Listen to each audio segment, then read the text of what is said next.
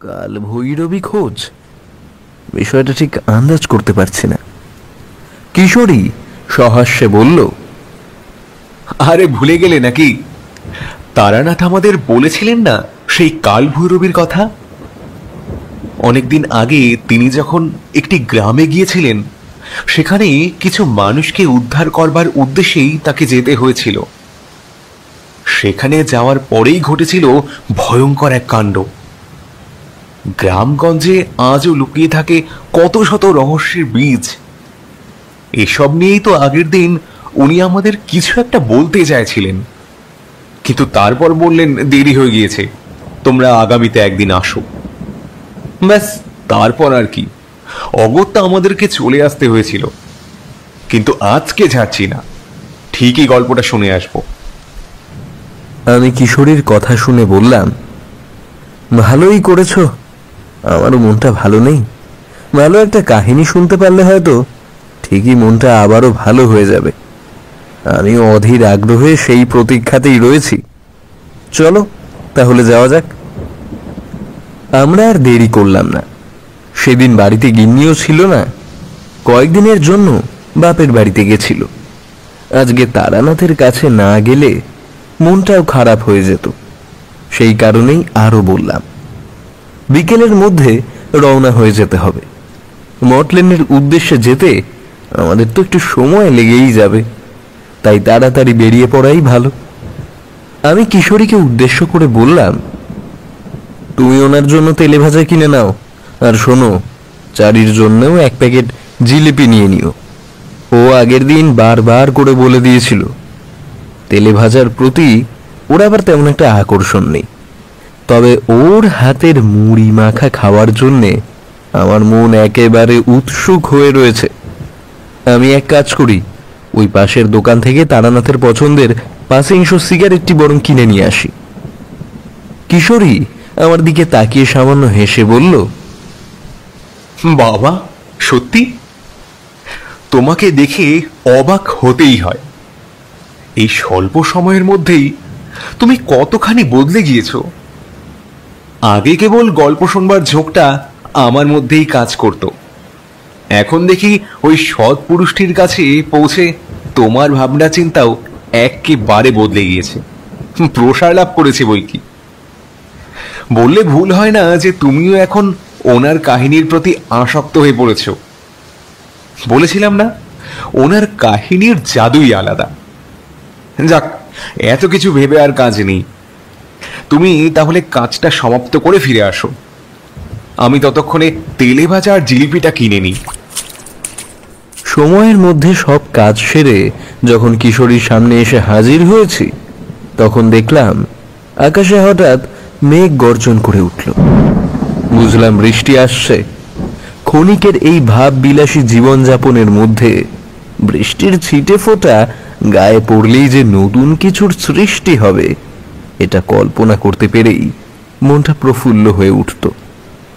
আমি আর কিশোরী জিনিসগুলো হাতে নিয়ে মঠ লেনের উদ্দেশ্যে এগোতে শুরু করলাম। তারানাথের বাড়ির সম্মুখে পৌঁছতেই দেখলাম দরজাটি খোলা অবস্থায় রয়েছে। এক পাশের দিকটা সামান্য ভেজানো। দেখলাম বাড়ির পিছনের দিকের বাগানে তিনি কিছু ফুলের চাষও করেছেন। ওনার যে আবার এসবের শখ আছে তা আগে জানা ছিল না তো। বিষয়টা দেখে সেদিন বেশ ভালোই লেগেছিল। আমি আর কিশোরী দরজা ঠেলে ভিতরে প্রবেশ করতেই চারি আমাদের সামনে এসে দাঁড়ালো। এরপরে সে আমাদের দুজনকে উদ্দেশ্য করে বলল, আরে আপনারা, বাহ, খুব ভালো হয়েছে। এই তো বাবা এইমাত্র আপনাদের দুজনের কথাই বলছিলেন। আসলে বাবার শরীরটা কয়েকদিন ধরেই খারাপ হয়েছে, কিন্তু তার মধ্যেও উনি আপনাদেরকে স্মরণ করেছেন। এর থেকে বড় বিষয় আর কি বা হতে পারে? কারণ এই মানুষটিকে আমি কোনো দিনও অতীতের আলেখ্য ঘাটার থেকে দূরে থাকতে দেখিনি। সর্বদাই তিনি পুরাতন অতীতকে চয়ন করেই চলেন। এটার মধ্যে দিয়েই তিনি নিজের প্রাপ্তির স্থানটিকে স্বচ্ছ করে তোলেন। আপনারা হলেন তার বাস্তবের প্রাপ্তি। আপনাদের মধ্যে দিয়ে তিনি নিজের অতীতকে আবারও নতুন ছন্দে উজ্জীবিত করে তুলতে পারেন। এটাই তো পরম প্রাপ্তি। চারির মুখে কথাগুলো শুনতে অপূর্ব লাগছিল। সে যে এই সামান্য বয়সেই অমন অসাধারণ কথা বলতে পারে সেটি না শুনলে বিশ্বাস করতে পারতাম না। এছাড়াও আমাদের সঙ্গ যে তারানাথের এতটা প্রিয় সেটি জানতে পেরেও নিজেকে অনেক বেশি সমৃদ্ধ মনে হয়েছিল। আমি চারির হাতে খাবারের প্যাকেটগুলো ধরিয়ে দিয়ে বললাম, ভেবেছিলাম তোমায় কেবল জিলিপির প্যাকেটটাই দেব, কিন্তু এখন দেখছি তুমি এর থেকেও বেশি কিছু প্রাপ্তির ক্ষেত্রে অঙ্গীকারবদ্ধ, তাই এইগুলির থেকে তোমাকে বঞ্চিত করতে পারি না। যদিও এখানে থাকা সবকিছুই আমাদের ভালোবাসার প্রতীকই, তাই এই সব কিছুর উপরেই তোমার অধিকার রয়েছে। এই নাও। আমি চারির হাতে জিনিসগুলি ধরিয়ে দিলাম। চারি আমাকে উদ্দেশ্য করে বলল, বেশ কাকাবাবু, আপনারা বাবার ঘরে গিয়ে বসুন, একটু পরেই বাবা আসবেন। আমি ততক্ষণে আপনাদের জন্য মুড়ি মাখার ব্যবস্থা করি। সাথে চা খাবেন তো? আমি আর লোভ সামলাতে পারলাম না, সাথে সাথে বলে বসলাম, হ্যাঁ অবশ্যই, চায়ের সাথে মুড়ি মাখা আহ একেবারে জমে যাবে। দারুণ ব্যাপার। এক্ষেত্রে না শব্দটি প্রয়োগের কোনো প্রশ্নই ওঠে না। যাও, তুমি তাড়াতাড়ি ব্যবস্থা করো। আর শোনো, আজকে আমাদের সাথেই বসে কাহিনীর রসস্বাদন করো। যদি তোমার কোনো আপত্তি না থাকে তাহলে অবশ্যই থেকো। চারি আমার কথার গুরুত্ব বুঝতে পারল। এরপরে সেও মুখ ফুটে বলল, হ্যাঁ, সে আর বলতে। আপনারা থাকলে গল্প শোনার ইচ্ছেটা বেড়ে যায়, না হলে কি আর এত গল্প শুনতে ইচ্ছে করতো নাকি? আমি কিশোরীকে উদ্দেশ্য করে বললাম, আচ্ছা কিশোরী, একটা কথা বলো দেখি, মানুষটা যদি সারাদিন ওই জ্যোতিষশাস্ত্রের মধ্যেই ডুবে থাকেন তাহলে তিনি অতীত চয়ন করেন কিভাবে? অতীতের ঘটে যাওয়া ওই ঘটনাগুলির সাথে যোগসূত্র স্থাপন করতেই বা পারেন কি করে?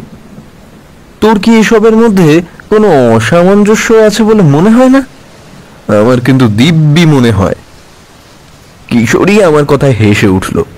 সে কিছু একটা বলতে যাবে, এমন সময় সেই ভারী কণ্ঠের সন্ধান পেলাম। দেখলাম কালো রঙের আলখাল্লা পরে সেই দিব্য পুরুষটি আমাদের সম্মুখে প্রবেশ করলেন। তার কণ্ঠে প্রতিধ্বনিত হওয়া ওই শব্দটি আমার শরীর ও মনের উপরে অচিরেই প্রভাব বিস্তার করে ফেলল। তারানাথ বললেন, কি ভায়া, আমার শক্তির উপরে তোমাদের বিশ্বাস নেই বুঝি? এই সব কিছুকেই কি কেবল গল্প কথা বলে মনে হয়? এগুলি যে বাস্তবে ঘটেছে সেই বিষয়ে কি কিছুই আন্দাজ করতে পারোনি তোমরা? আসলে আসলে তোমাদেরও দোষ নেই। আমি তো কেবল তোমাদেরকে গল্পের ছলেই বিষয়গুলির সাথে পরিচয় করাতে পারি। যদি সত্যিই তোমাদেরকে ওই জগতে নিয়ে যেতে পারতাম তাহলে হয়তো তোমরা বুঝতে পারতে প্রতিটি বিষয়ের মধ্যেই রয়েছে জটিলতা, আর প্রতিটি বিষয়ের সাথে বোঝাপড়ার মধ্যে দিয়েই কিন্তু আমাকে এগোতে হয়েছিল। শক্তির সাথে সম্পর্ক তৈরি করতে হয়েছিল, শুভ কিংবা অশুভ। এই দুই শক্তির সাথেই মানব আত্মার এক অপার যোগসূত্র রয়েছে। কিন্তু আমরা কজনই বা এসব নিয়ে ভাবি। এসব আমাদের মাথা ব্যথার কারণ হয় না। কিন্তু আবারও একই কথা বলবো, এটি কিন্তু কোনো গল্প কথা নয়, একেবারেই বাস্তব। আমি যা যা দেখে নজরবন্দি করেছিলাম আর যেগুলির উপর ভিত্তি করে নিজের অনুভূতি কায়েম করেছিলাম, এগুলি সবই কিন্তু সেটির সাথে সম্পর্কিত ছিল। বুঝলাম তারানাথ বেশ উত্তেজিত হয়ে উঠেছেন। তাই ওনাকে বললাম, না না, আপনি শুধু শুধু এতটা উত্তেজিত হয়ে উঠলেন। আমি সেভাবে কিন্তু আপনাকে কিছুই বলতে চাইনি। আসলে ভাবছিলাম যদি আপনি ওই বিষয়গুলি সম্পর্কে একটি পরিষ্কার যুক্তি দিতে পারতেন, এইটুকুই। আমরা তো জানি এই সবই আপনার নিজের চোখে দেখা, আপনি কোনো কিছু অনুসরণের দ্বারা বলেন না। এই ভিত্তি অন্তত আপনার চিন্তা শক্তির ক্ষেত্রে লাগু হয় না। আপনি নির্ধারিত বিষয়টির থেকে অনেকটা এগিয়ে গিয়েছেন।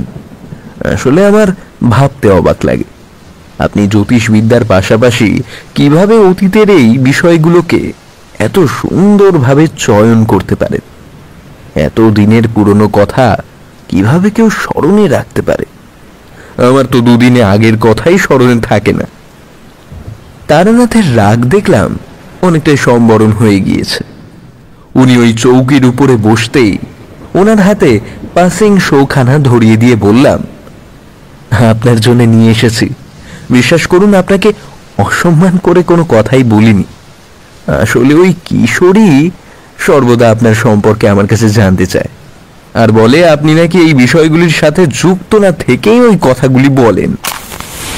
তারানাথ পাসিং শোয়ের প্যাকেট থেকে একটা সিগারেট ধরালেন, এরপর আমাদেরকে উদ্দেশ্য করে বললেন, বুঝলে ভায়া বিভূতি, এ হলো গিয়ে বড় জটিল সমস্যা। এর থেকে বেরোনোর যে উপায় নেই। প্রশ্নের আচ্ছাদনে যখন কোনো মন জর্জরিত হয়ে পড়ে, তখন সেখান থেকে মুক্তির উপায় খুঁজে পাওয়া যায় না। মুক্তির উপায় খুঁজে বার করা এত সহজ বিষয় নয়। এর জন্য তোমাকে সর্বদা তৎপর থাকতে হবে। প্রতিটি বিষয়ের সাথে নিজেকে যুক্ত রাখতে হবে, তবে তুমি প্রতিটি বিষয়ের সাথে সংযোগ স্থাপনে সক্ষম হবে। আমি এতকালের কথা মনে রাখতে কেন পেরেছি জানো? কারণ আমি এগুলিকে অন্তঃকরণ করেছিলাম। আমি এগুলির মধ্যে দিয়ে বেঁচে থাকার চেষ্টা করেছি, সেটিকে কখনো অবহেলা করিনি। এটাই তো জগৎ সংসারের নিয়ম গো। তবে আরো একটি বিষয় আছে। হ্যাঁ, আছে।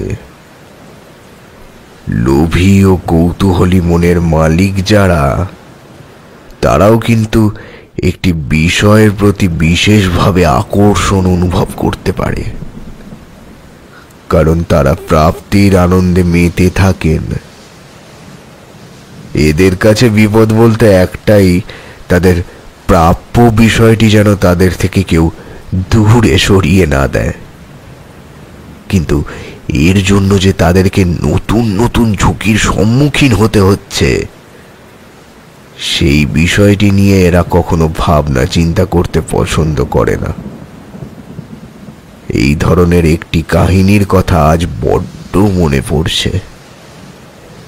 কিছু লোভী লোকের অনাবশ্যক বাড়াবাড়ির জন্যেই গোটা গ্রামের উপরে নেমে এসেছিল এক ভয়ঙ্কর অভিশাপ। সেই অভিশাপের কবল থেকে গ্রামকে উদ্ধার করার কাজ ছিল বড়ই কঠিন। আমাকে সেই কাজ নিজের হাতে করতে হয়েছিল। প্রশিক্ষণ মানুষকে নিতে হয়। সাধু সন্তের কাছে তো ঈশ্বরের করুণাই যথেষ্ট। তার শক্তিতেই আমাদেরকে বলীয়ান থাকতে হয়। এখানে শিক্ষার বা যোগ্যতার মাপকাঠির অঙ্কটি কোনোভাবেই কার্যকরী নয়। আমাকেও যে সেই বিধান মেনেই চলতে হয়েছিল। এই বিধানের মধ্যেই ছিল প্রাপ্তির আনন্দ। তবে তোমরা এসবের মর্ম বুঝবে না, না, কারণ তোমরা ওই প্রাপ্তির আনন্দের মধ্যেই নিজেদের জীবনকে সীমাবদ্ধ করে রাখতে পছন্দ করো। আমাকে এসবের উপরে উঠেই ভাবতে হয়েছিল। তাই হয়তো আমিও এই স্থানে আজ উপনীত হতে পেরেছি। জীবনের সমস্ত বিপদকে নিজের অঙ্গ প্রত্যঙ্গের ন্যায় উপভোগ করতে পেরেছি। যেভাবে শরীরের এক একটি অঙ্গ দামি হয়, সেভাবে প্রতিটি বিপদকে নিজের জীবন থেকে সরিয়ে আমি নিজের জীবনকে আরো অনেক বেশি দামি করে তুলতে পেরেছি। এটাই তো আমার পরম প্রত্যয় ও বিকাশের কারণ হয়ে ধরা দিয়েছে। অনেক সাধনা ভজনা করেও যে জ্ঞান হরণ করা যায় না, সেটি হলো বাস্তবিক জ্ঞান। এই বাস্তবিক জ্ঞানের সাগরে ডুবতে হলে তোমাকে সেই ভয়ঙ্কর মন্ত্রে দীক্ষিত হতে হবে। সেই মন্ত্রটি হলো বিপদের হাত থেকে রক্ষা পাওয়ার মন্ত্র। বিপদকে নিজের শরীরে প্রবেশ করিয়ে তার সাথে লড়াই করার মন্ত্র। সাধনার দ্বারা আয়ত্ত করা সেই শক্তির বিকাশ ঘটানোর মন্ত্র। এগুলি যদি করতে পারো, তবেই জেনে রেখো অতীত তোমার কাছে বাস্তব হয়ে ধরা দেবেই। তারানাথ থামলেন। আমি আর কিশোরী বিভোর হয়ে এতক্ষণ তার বলা ওই কথাগুলি শুনে চললাম। বেশ লাগছিল। ওনার কাছে নীতি শিক্ষার বিষয়টি সম্পর্কে শিক্ষা গ্রহণের আনন্দে মেতে উঠতে দিব্যি ভালো লাগতো। মনে হতো আমরা যেন জ্ঞানের অপার সমুদ্রকে অতিক্রম করতে পারছি বিনা বাধায়, উচিত তৎপরতার সাথে এগিয়ে যেতে পারছি নৌকাটিতে। সে এক আলাদাই অনুভূতি, এর কথা ভাষায় প্রকাশ করা যায় না। তারানাথের দিকে তাকিয়ে এগুলি ভাবছি এমন সময় চারি ঘরে প্রবেশ করল। আমাদের দিকে মুড়ি মাখার পাত্রটিকে এগিয়ে দিয়ে বলল, কাকা বাবু, এই নিন আপনাদের মুড়ি মাখা। আমিও চলে এলাম গল্প শুনতে। জিলিপিগুলো কিন্তু সত্যিই খুব সুস্বাদু ছিল, না বললেই নয়। তারানাথ চারির মুখের দিকে তাকালেন, তাকে হাসতে দেখে বললেন, তোমরা আমার মেয়ের জন্য অনেকটাই ভাবো। বেশ কয়েকদিন পরে মেয়েটাকে এভাবে হাসতে দেখে খুব ভালো লাগছে। আসলে আসলে আমি তো তাকে হাসি খুশি রাখতে অপরাগ, তাই সর্বদাই বিমর্ষতা তাকে গ্রাস করে ফেলে। কিন্তু তোমাদের শুভ উপস্থিতি তার মুখে হাসি ফোটায়। ওর মুখের দিকে তাকিয়ে আমার সেই কাহিনীর কথা মনে পড়ে গেল। কতদিন আগের কথা, অথচ দেখো আজও সেই স্মৃতিগুলো একেবারে জলজল করছে। আমিও এভাবে গ্রামটিকে বিপদ মুক্ত করতে পেরেছিলাম। আমি তো কেবল নিজের শক্তির পরীক্ষা দিতে পেরেছিলাম, আসল তো সবটাই পূর্ব নির্ধারিত। ঈশ্বরের শক্তির উপরে কি আর মানুষের শক্তি কাজ করে? করে না গো, করে না। এভাবেই তো বিকাশ ঘটে মানবতার। হেরে যাওয়ার পরেই জিতে আসে। একটি অপ্রাপ্তির পরেই তো আনন্দের সাগরে গা ভাসিয়ে দেওয়া যায়। আমিও কিছুটা তেমনই করেছিলাম। তবে ওই যে যতবারই গল্পের কথা মনে পড়ে, ওই অপ্রাপ্তিগুলি আমাকে বেশি করে চেপে ধরে। আমি কিছুতেই বিপদের কথা ভাবি না। ভাবি যদি ওই মানুষটিকে রক্ষা করতে পারতাম, যদি সকলের মতন তার বিপদ রোধ করতে পারতাম, তাহলে আজ তিনি হয়তো আমাদের মাঝেই থাকতেন। সেই বিভীষিকা কথা ভাবলে আজও আমার গায়ে কাঁটা দিয়ে ওঠে।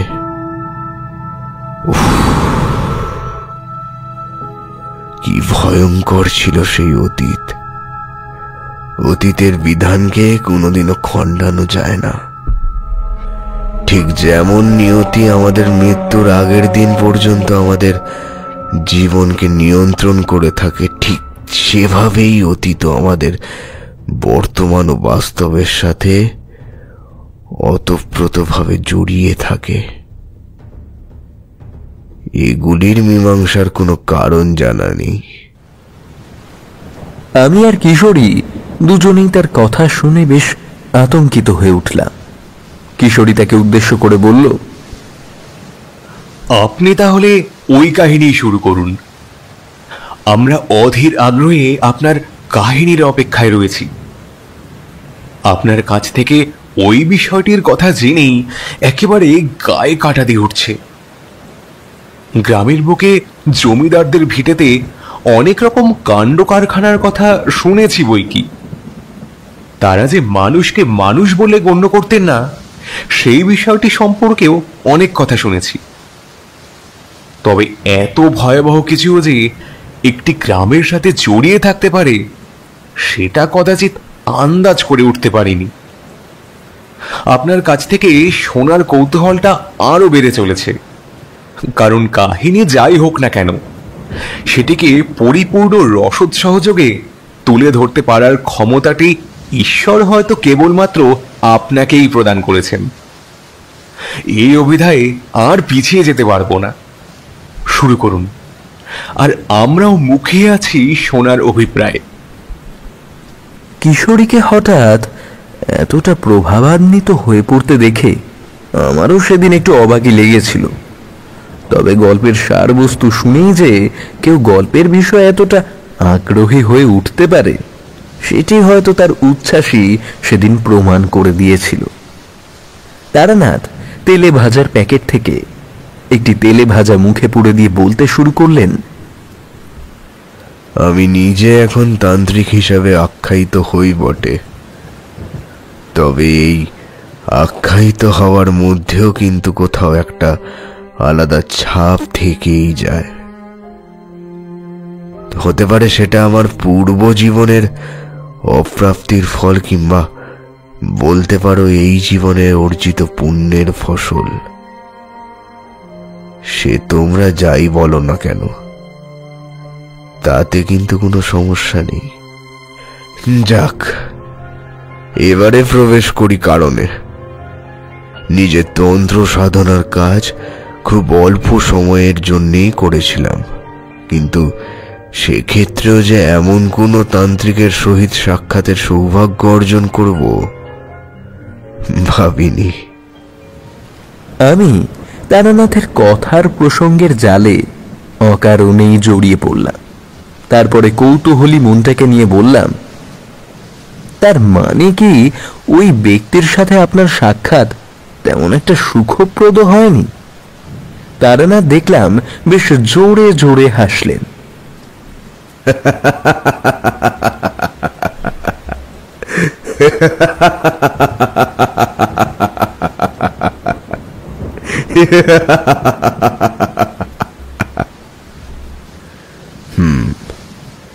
যা বলেছ বিভূতি, তোমরা তো দেখছি আমার সাথে থাকবার ফলে বুদ্ধি ও বিবেচনা দুটোই বেশ বৃদ্ধি পেয়েছে। তা হ্যাঁ, তুমি বেশ কিছুটা আন্দাজ করে ফেলতেই পেরেছ দেখছি। লোকটির নাম ছিল গোরানাথ। লোকটির নাম শুনেই হয়তো বুঝতে পারছো স্বভাবগত দিক থেকেও ওই মানুষটি কেমন মনোভাবাপন্ন হতে পারেন। হ্যাঁ, তোমাদের চোখ মুখের আকার ইঙ্গিত তো কিছুটা তেমনই প্রমাণ বহন করছে বই কি। গ্রামে গিয়েছিলাম এক বিশেষ কাজে। জমিদারের ছেলের বিবাহ উপলক্ষে সেখানে যেতে হয়েছিল। বিবাহের সংবাদ জমিদার স্বয়ং এক অনুচরের দ্বারা আমার কাছে পাঠিয়েছিলেন। আসলে বিষয়টা ছিল একটু অন্যরকম। আমি থাকলে শান্তি সন্তায়নের কাজটা সঠিকভাবে সম্পন্ন হতে পারে, এই আশা নিয়েই বড় মুখ করে তিনি আমার কাছে বার্তা পাঠিয়েছিলেন। বড় জমিদারের ভিটে কয়েক হাজার লোকের ভিড়, হাজারো অভিজ্ঞ ব্যক্তিবর্গের সমাগমে এক পরিচ্ছন্ন পরিবেশের মধ্যে নিজেকেও সংকীর্ণতা থেকে দূর করবার এক পরম সুযোগ লাভ করেছিলাম আমি। এই ভেবে আর না করতে পারলাম না। অনুচরকে ঘাড় নাড়িয়ে বলেছিলাম, বেশ, যাব আপনার সাথে। আমার সেখানে গেলে বেশ ভালোই লাগবে। এছাড়া স্বয়ং জমিদার জগৎ নারায়ণ যখন নিজে থেকে আমাকে সেখানে যেতে বলেছেন, তখন তো সেখানে না যাওয়ার কোনো প্রশ্নই ওঠে না। তবে তখন কি আর জানতাম পরিস্থিতি এতটা দূরতিক্রম্য হয়ে উঠতে পারে? কিছুতেই ভাবিনি ওখানে যে স্বয়ং দেবী নিজের অভিশাপের আঙ্গিকে গোটা গ্রামকে তছনছ করে দিতে তৎপর হয়ে উঠেছেন।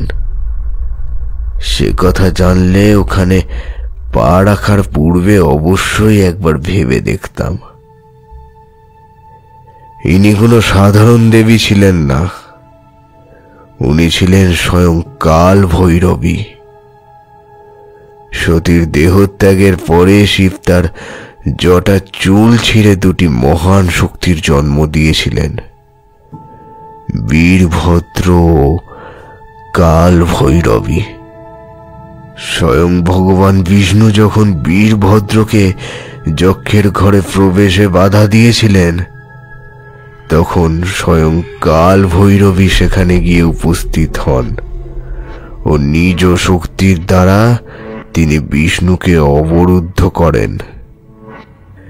তার চারিপাশে গণ্ডি নির্মাণ করেন, যাতে ভগবান শ্রী বিষ্ণু সেই গণ্ডি পেরিয়ে বীরভদ্রকে আটকে রাখতে না পারেন। উদ্দেশ্য ছিল যক্ষের সর্বনাশ সাধন। শিব তখন যন্ত্রণায় কাতর। তার রুদ্ররূপের ঊর্জা থেকে জন্ম লাভ করেছিলেন সেই দেবী শক্তি কাল ভৈরবী। তবে সকলে এই দেবীর পূজার কাজ সম্পূর্ণ করতে পারেন না। উচ্চবর্ণের ব্রাহ্মণ ব্যতীত কারোর পক্ষেই এই কাজ সম্পাদন করা সম্ভব হয় না। এছাড়া এই দেবী যদি কারোর কুলের সম্মান প্রতিষ্ঠার একছত্র অধিকারিণী রূপে বরণীয় বলে বিবেচিত হন, তবেই এই দেবীর আরাধনা করা যায়। এই কাজের দায়িত্ব সমস্ত বর্ণের মানুষ যেমন পান না, তেমনি সকল ব্রাহ্মণ জাতের পক্ষেও দেবীর আরাধনার কাজ সম্ভব নয়। কুলীন ব্রাহ্মণরাই দেবীর আরাধনা করতে পারেন। এই দেবীর আরাধনার ক্ষেত্রে বিশেষ কিছু নিয়ম পালন করতেই হয়। নিষ্ঠা সহকারে যদি কেউ ওনার পূজা না করেন, তাহলে সেই কুলের মর্যাদা ক্ষুণ্ণ হয়েও দেবী ওই কুলের সকলকেই নাশ করেন। তাই ওই পূজার স্থল ছেড়ে কোনোদিনও ওঠা যায় না। এই সকল কথা আমি শাস্ত্রে পড়েছিলাম। এছাড়াও একদা আমার এক সাধুর সাথে সাক্ষাৎ হয়েছিল। হরিদ্বারে উনি তপস্যা করাকালীন এই দেবীর বিষয়ে অনেক কিছুই জানিয়েছিলেন। আমি যে কোনোদিনও চাক্ষুষ এই দেবীর পূজা হতে দেখব তা কল্পনাও করতে পারিনি। তাই যখন শুনেছিলাম ওই জমিদারের ভিটেতে ওই দেবীর আরাধনা করা হয়, তখন আরো উৎসুকতার সাথেই সেখানে যাওয়ার জন্যে তৎপর হয়ে উঠেছিলাম। কিশোরী বলে উঠল, বাপরে, শুনেই তো গায়ে কাঁটা দিচ্ছে। তারপর কি ঘটেছিল ঠাকুরমশাই? ওই দেবী কি তাহলে? তারানাথ পুনরায় বললেন, কৌতূহলের বশবর্তী হয়ে মানুষ কেবল নিজের সন্নিগ্ধ মনকে সান্ত্বনা দিতে পারে, নিজেকে শান্তি দিতে পারে না। মনকে শান্ত করে কাহিনীর রসাস্বাদন করো কিশোরী, দেখবে ধীরে ধীরে তুমি সবটাই আন্দাজ করে উঠতে পারবে। দেখলাম কিশোরী অনেকটাই শান্ত হয়ে গিয়েছে। এরপরে তারানাথ পুনরায় বলতে শুরু করলেন, আমি গ্রামে উপস্থিত হলাম। ওখানকার বাতাবরণ বেশ স্বাভাবিক ছিল। দেখলাম দেবীর পূজার বেদী সেজে উঠেছে। সামনেই এক পুরোহিতের সাথে সাক্ষাৎ হলো। উনি আমাকে দেখা মাত্রই প্রণাম করলেন। আমার থেকে তার বয়সের আধিক্য থাকলেও তার মধ্যে কুসংস্কারের গণ্ডি পার করে এক সুশিক্ষিতের মতো আচরণ করবার অদম্য ইচ্ছেটা পরিলক্ষিত হতেই আমি বেশ আনন্দিত অনুভব করলাম। বুঝলাম জমিদার কেবল শাসনের দ্বারাই মানুষকে আকৃষ্ট করেননি, তিনি প্রতিটি মানুষকে সমান সম্মান প্রদর্শনের মধ্যে দিয়েও নিজেকে যথার্থ প্রমাণিত করেছেন। বিষয়টা সেদিন সত্যিই আমার মন জয় করে নিয়েছিল। আজকে দেবীর পূজার কাজ সম্পন্ন হবে। এই পূজার পরেই জমিদার মশাই নিজের সন্তানের বিবাহ দেবেন। ধুমধাম করে তিনি নিজের সন্তানের বিবাহ দিতে চান। একটি মাত্র ছেলে অবনীনারায়ণ যাতে সুখে শান্তিতে সংসার করতে পারেন, সেটাই জমিদারের প্রধান উদ্দেশ্য। কিন্তু সমস্যা অন্য জায়গায়। আমি পুরোহিতের মুখে সমস্যার মেঘ ঘনীভূত হতে দেখেই তাকে প্রশ্ন করে বসলাম, কেন, কি ঘটেছে, সমস্যা কোথায়? উনি বললেন, আসলে জমিদারের সন্তানটি এইসবে একেবারেই বিশ্বাস করেন না। বিলেত থেকে দুকলম ইংরেজি শিখে আসার পরেই আমাদের শাস্ত্রের বিষয়টি নিয়ে ওনার ধ্যান জ্ঞান সম্পূর্ণরূপে বদলে গিয়েছে। ফলে আমিও আর এই বিষয়টি নিয়ে জমিদার বাবুকে সেভাবে কিছু বলতে চাইনি। কিন্তু বিশ্বাস করুন, এর দ্বারা প্রভাবান্বিত হয়ে পড়লে আখেরে জমিদার পুত্র নিজের কালকেই ডেকে আনবেন। পূজার সময় কারুর ওঠার অনুমতি নেই। পূজা শেষ না হওয়া পর্যন্ত কেউ পূজার গণ্ডি ছেড়ে যদি বেরোয়, স্বয়ং কাল ভৈরবীর কোপের শিকার হতে হয়। কাল ভৈরবী তাকে ভস্মীভূত করে দেন। তাই আমরা কেউই এই পূজার কাজ সম্পাদন করি না, কারণ দেবীর সামনে দাঁড়িয়ে পূজা করার সাধ্যি আমাদের কারণ নেই। এই কাজের দায়িত্ব অর্পিত থাকে গোরানাথের উপরে। উনি আজকে সন্ধ্যের পর এখানে আসবেন। এখানে ওনার তত্ত্বাবধানেই পূজার কাজ সম্পাদিত হবে। এ বিষয়ে আপনারা সকলেই নিশ্চিন্ত থাকতে পারেন যে ওই ব্যক্তির হাতে পূজার কাজে কোনো রকম বিঘ্ন পড়বে না। তবে নিয়তির সাথে কি পেরে ওঠা যাবে জানি না। আসলে ওই অবনীনারায়ণের মন বড়ই চঞ্চল। দেখুন শেষমেশ আদেও জমিদার বাবু তাকে নিয়ে আসতে পারেন কিনা। কারণ তার শুভ কাজের পূর্বেই তো এই কাজটি সম্পন্ন করার ব্যবস্থা করা হচ্ছে, যাতে তার বিবাহের কাজটি ভালোভাবে সম্পন্ন করা যায়। কিন্তু দেবীর পূজা না হলে এই বিবাহের কাজ এগিয়ে নিয়ে যাওয়া যাবে না। আমি সবটা শুনলাম। এরপরে পুরোহিত মশাইকে উদ্দেশ্য করে বললাম, সবটাই বুঝলাম। আপনার কথার মধ্যে দিয়ে অনেকটাই পরিষ্কার হলো। বেশ, আমিও তাহলে সেই সন্ধিক্ষণের আশায় অপেক্ষা করব। আশা করি অবনীনারায়ণ আজকের দিনের গুরুত্বটিকে সঠিক অর্থেই আন্দাজ করতে পারবেন। এছাড়া দেবীকে দর্শন করবার উদ্দেশ্যেই আমার এখানে আসা। আচ্ছা, এখন তবে আমি আসি। আমাকে জমিদারের সাথেও সাক্ষাৎ করতে হবে। এই কথাগুলি বলে আমি পুরোহিত মশাইকে বিদায় জানিয়ে জমিদারের ভিটের দিকে এগিয়ে যেতে শুরু করলাম। আমি কিছুক্ষণের দূরত্ব নির্ধারণের পরেই আমি জমিদারের ভিটেতে এসে উপস্থিত হলাম। অত সব লোক লস্কর দেখে আমি নিতান্তই বেশ ঘাবড়ে গেলাম। ভাবলাম, এত বড় বাড়ি, এত চাকর বাকর, সেখানে আমার আর কতটুকুই বা হিম্মত হবে। আমাকেও হয়তো এসবের মধ্যেই কোথাও তলিয়ে যেতে হতে পারে। এসব 7-5 ভাবছি, এমন সময় দেখলাম জমিদার মশাই স্বয়ং বেরিয়ে এলেন। ধুতি পাঞ্জাবি পরিহিত সুঠাম চেহারার ওই ব্যক্তিকে দেখা মাত্রই আমি তাকে চিনে ফেলতে পারলাম। কোনো অসুবিধার অবকাশ রইল না। উনি আসলে এক পেয়াদার সাথে কোন জরুরি বিষয়ে আলাপ আলোচনা করতে বেরিয়েছিলেন। ঠিক সেই সময় আমার দিকে ওনার নজর যেতেই উনি আমাকে উদ্দেশ্য করে এগিয়ে এলেন। এরপরে বললেন, আপনি? ওনার চোখ মুখের ভঙ্গির মধ্যে যে প্রশ্নচিহ্নটি কাজ করছিল সেটা ছিল একেবারেই আলাদা। অত ভিড়ের মধ্যেও উনি কিভাবে আমাকে নির্দিষ্ট করে ধরে ফেলতে পারলেন সেটাই আন্দাজ করতে পারলাম না। হয়তো আমার নিখুঁত বিশেষত্ব সেদিন ওনাকে আমার বিষয়ে অনেকটাই আগ্রহী করে তুলেছিল। আমাকে দেখা মাত্রই উনি বললেন, আপনি তো তারানাথ, তাই না? তা আপনার আসতে কোনো অসুবিধে হয়নি তো? আমার চোখকে ফাঁকি দেওয়া এতটা সহজ নয়, কিন্তু খুবই কঠিন। কথাটা বলেই একগাল হাসলেন ওই ব্যক্তি। এরপরে আবারও বললেন, যাক, একেবারে শুভ মুহূর্তে এসে হাজির হয়েছেন আপনি। আর কিছুক্ষণের মধ্যেই দেবীর পূজার কাজ শুরু হতে চলেছে। ভালোই হবে, গোরানাথের সাথে আপনিও একসাথে থাকবেন।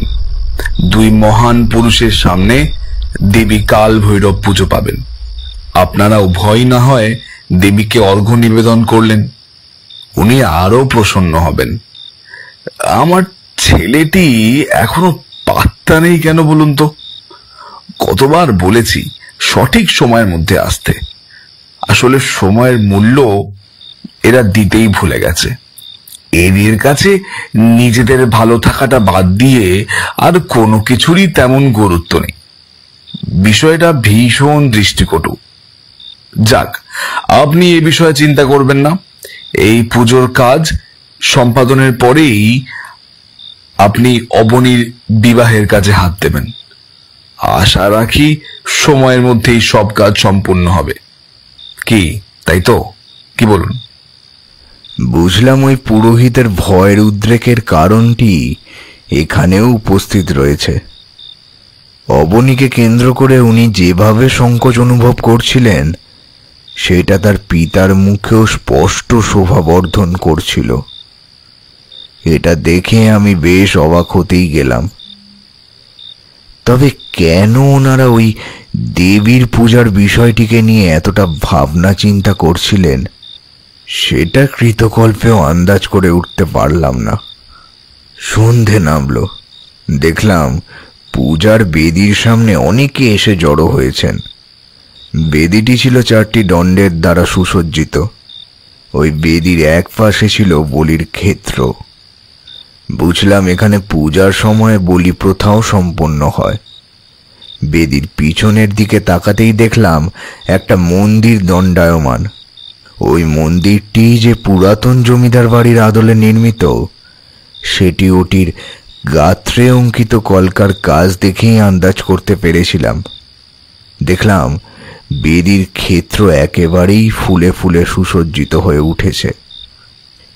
এরপরেই নজর পড়ল দেবীর দিকে। দেখলাম দেবীর মুখমণ্ডলে এক আলাদাই দীপ্তি নজরে পড়ছে। দেবীর 2 চোখ জবা ফুলের মতন লাল। সেখান থেকে লাল বর্ণের আভা নির্গত হয়ে আসছে। দেখলেই সারা শরীরের রোম খাড়া দিয়ে ওঠে এমন। এই দেবীর সামনে দাঁড়িয়ে পূজার কাজ সম্পন্ন করতে যে বুকের পাঁটার প্রয়োজন সেটা বেশ ভালোভাবেই আন্দাজ করতে পারলাম। সকলেই দেখলাম কারোর অপেক্ষায় রয়েছেন। বুঝতে পারলাম প্রত্যেকেই গোরানাথের প্রতীক্ষারত। দেবীর সারা শরীরে স্বর্ণ অলংকার শোভা পাচ্ছিল। অন্ধকারের মধ্যেও ওই দেহটিকে জ্বলজ্বল করতে দেখছিলাম। আরো একটা বিশেষ জিনিস নজরে পড়েছিল। দেখলাম দেবীর বেদির সামনে একটি যজ্ঞকুণ্ড নির্মাণ করা হয়েছে। ওই যজ্ঞকুণ্ডে অগ্নি নিক্ষেপণের পরেই যে পূজার কাজ সম্পন্ন হবে সেটি বেশ ভালোভাবেই বুঝতে পারলাম। সময় ক্রমে নাগালের বাইরে পালিয়ে যাচ্ছিল। অন্যদিকে জমিদার মশাইয়ের মুখ ভার দেখতেই বুঝলাম উনিও ওনার সন্তানের আশার প্রতীক্ষা করছেন। পুরোহিত মশাই আমার দিকে এগিয়ে এসে বললেন, এই নিন, দেবীর চরণামৃত আর বেলপাতা রাখুন, আর কিছু কচি জবা ফুলও সঙ্গে রাখুন। এটি তান্ত্রিকের পদার্পণের সাথে সাথেই দেবীকে প্রদান করতে হবে। আসলে দেবী অর্ঘ্য প্রদানের দ্বারা খুবই খুশি হন। এরপরে মন্ত্র উচ্চারণের মধ্য দিয়ে দেবীর পূজার কাজের শুভ সূচনা করবেন স্বয়ং গোরানাথ। পূজা নির্দিষ্ট নির্ঘণ্টেই করতে হবে। নির্ঘণ্ট পার হয়ে গেলে ওই পুজোর তেমন কোনো মূল্যই থাকে না। এ কাজে বিলম্ব মানেই পুজোর কাজে বিঘ্ন ঘটা, আর পুজো বিঘ্নিত হলেই দেবীর রোষাগ্নির শিকার হতে হবে আমাদের সকলকে জ্বালিয়ে পুড়িয়ে শেষ করে ফেলতে পারেন দেবী। অনেক কাল আগে এমন একটি ঘটনা সত্যিই ঘটেছিল। পূজা চলাকালীন কেউ একজন মূত্র ত্যাগ করবার জন্য বাইরে চলে যান। এই জায়গাটি একটি নির্দিষ্ট গণ্ডির মধ্যে আবদ্ধ। আমরা কেউই এই গণ্ডির বাইরে বেরোতে পারি না। গোরানাথের নির্দেশিকা ব্যতীত এই কাজ আমাদের কারুর পক্ষেই করা সম্ভব নয়। কিন্তু এসব গ্রামের লোকেরা সেভাবে তখন জানত না। গোরানাথ আজ প্রায় 50 বছর ধরে জমিদারের হয়ে এই পূজার কাজ করে আসছেন, কিন্তু সেবার এই পূজার কাজে বাধা সৃষ্টি করেছিলেন ওই ব্যক্তি। তারপর ওই জায়গাটি জ্বালিয়ে পুড়িয়ে ছারখার করে দিয়েছিলেন দেবী। এমনটা মনে করা হয় যে পূজার সময় দেবী স্বয়ং মূর্তির মধ্যে প্রবেশ করেন। আগমনী মন্ত্র পাঠের মধ্যে দিয়েই আমরা দেবীকে বরণ করে নিই। সেই সময় দেবী নিজের সর্বাঙ্গীন রূপ ধারণ করেন। এই রূপ পরিদর্শনের সময় যদি কেউ দেবীর কাছে নিজের মনোবাঞ্ছা পোষণ করেন, তবে সেই আশা কোনো দিনও বিফলে যায় না। কিন্তু কোনো কারণে যদি দেবী রুষ্ট হন, তাহলে গোটা গ্রামকে ওই কাল ভৈরবীর কোপের শিকার হতে হয়। দেবী সকলকে নিজের ক্রোধাগ্নির দ্বারা ভস্মীভূত করে ফেলেন। ওনার এতটাই ক্ষমতা রয়েছে। পুরোহিতের মুখে এই কথাগুলি শুনবার সাথে সাথেই আমার শির দ্বারা বেশ হিমেল রক্তের স্রোত বয়ে যাচ্ছিল। আমি যে সকল দেবী বা দেবতার বিষয় শুনেছিলাম, এটি ছিল একেবারেই আলাদা। তারপরে মনে পড়ল, যেহেতু আই আঙ্গিকে দেবীকে আমরা পূর্বে পূজিত হতে দেখিনি এবং প্রাণ পুরাণে বর্ণিত দেবী মহিমার ভিত্তিতেই দেবী পূজিত হয়ে আসছেন, তাই ওনার এই ভয়ঙ্কর রূপের মুখাপেক্ষী হতে হয় আমাদের। আজও যে এই পরম্পরা মেনেই দেবীকে পূজা করা হয়, সেটি কল্পনা করতে না করতেই আমার সামনে এক যুবক এসে হাজির হলো। দেখলাম জমিদার বাবু স্বয়ং তার দিকে এগিয়ে এসে তাকে বুকে জড়িয়ে ধরে বললেন, এই যে অবনী, ও এসে গিয়েছে। এবারে আমরা সহজেই পুজোর কাজ শুরু করতে পারি। আর কিছুক্ষণের মধ্যেই হয়তো গোরানাথ আমাদের মধ্যে এসে উপস্থিত হবেন। ওনার আবাহনের প্রস্তুতি নাও সকলে। ওনার সম্ভাষণে যেন কোনো ত্রুটি না থাকে। এরপরেই দেখলাম পরিবেশ কেমন যেন পরিবর্তিত হয়ে গিয়েছে। প্রকৃতি অনাবিল ভাবসাগরে মেতে উঠেছে। তরঙ্গিত হয়ে চলেছে আকাশ বাতাস। চারিদিকে ঝোড়ো হাওয়া বইছে। সেই সাথেই শোনা যেতে লাগলো মেঘের গর্জন। জোরে জোরে মেঘ গর্জন করতে শুরু করলো। আমিও বেশ ভয় পেয়ে গেলাম।